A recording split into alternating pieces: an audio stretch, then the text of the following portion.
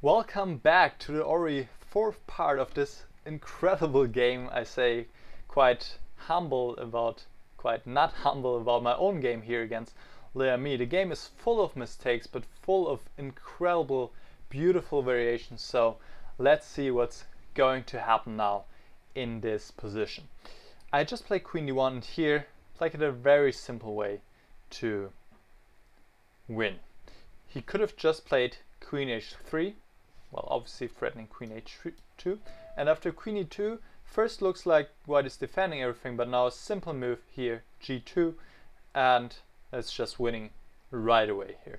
I cannot take on G2, and then just everything is falling apart. Also, Black might have the option to play with G5. He could have played even here right away, so this is just losing for me, no doubt.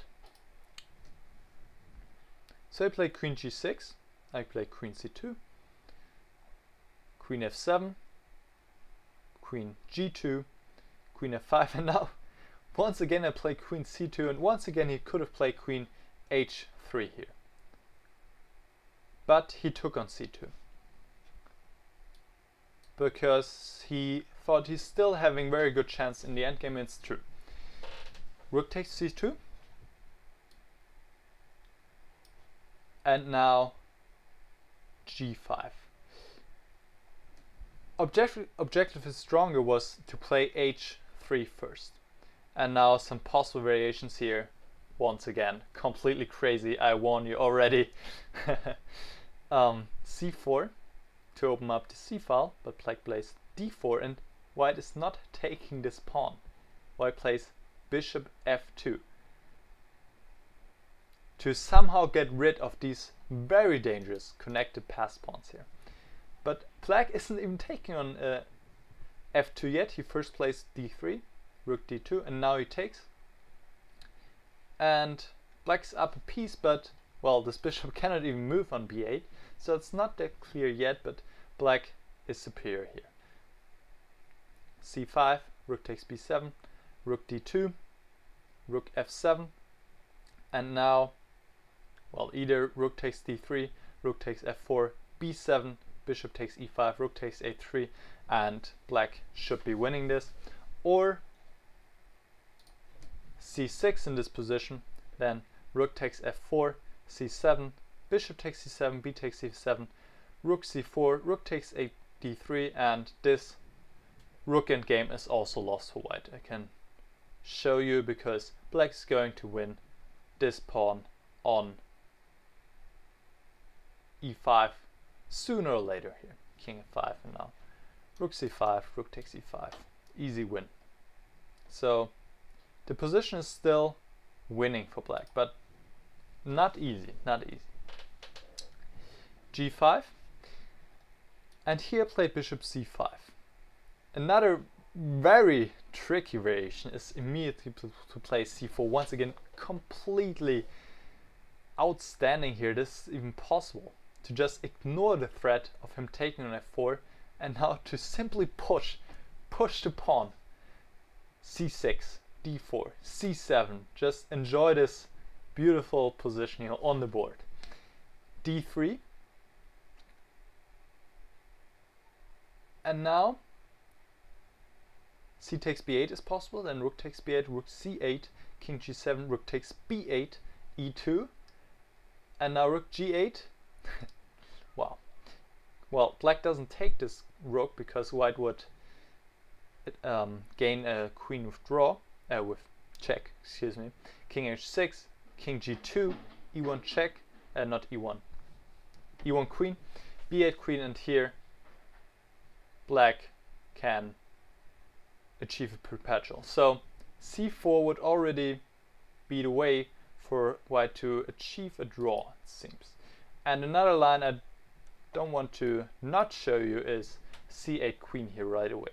Then D takes C2, Queen takes C2, and Rook F5. And Anish Giri is writing here in his comments, it seems to be some weird kind of positional draw. Because if White wins this bishop on B8, once again Black is fast enough with his counterplay.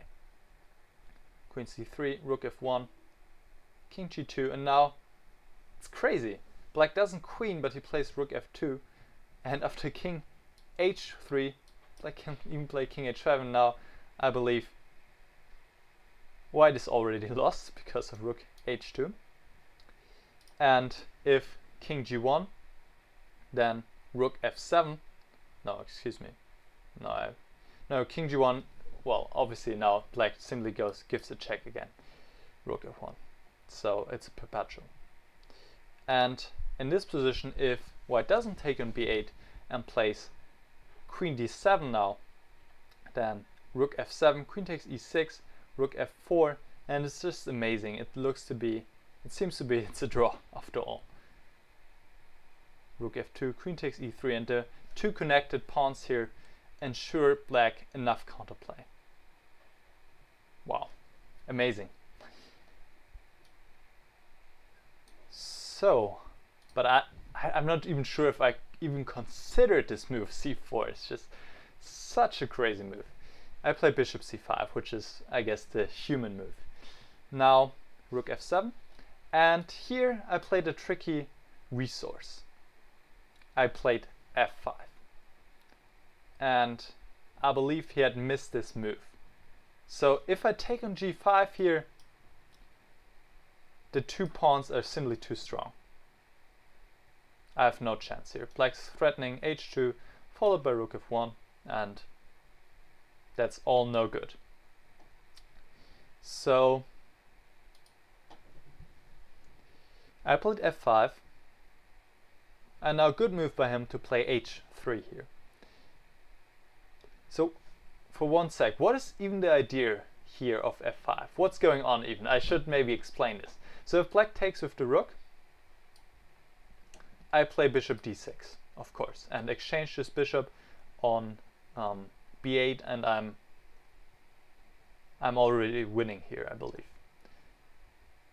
Because bishop takes c6, e takes c6, rook f8, and now rook a2 followed by rook a8. So this is winning for me. And we'll see in the game later on, if Black takes with the pawn, I gain another pass pawn here on the e-file. And if Black takes on b7, what was his idea of rook f7, then once again I gain another pass pawn on the e-file. So it still remains unclear, especially since the Black pieces are so passive here on the queen side. So now let's return to this position and see what he played. He played h3. And now the idea is, if I take on e6, he can play h2 check, king g2, and rook f1, and he's too fast. He's going to queen here, and I'm lost. So I had to protect the first rank. I had to play rook c1.